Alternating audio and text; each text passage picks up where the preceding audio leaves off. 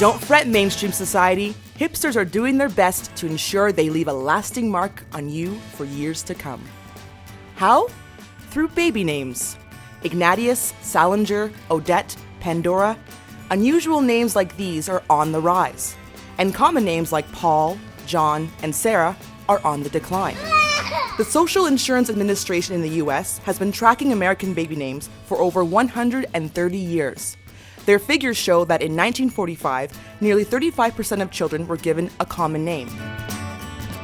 By 2005, that number had dropped below 5%. Unusual names are not a totally recent phenomenon. In the 1990s, 223 babies in the US were given the name Uneek, with unique spellings to match.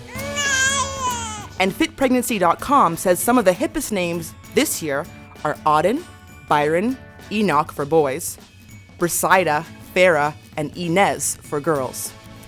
But trends come and go, and it's only a matter of time before the Pauls and Sarahs become hip again.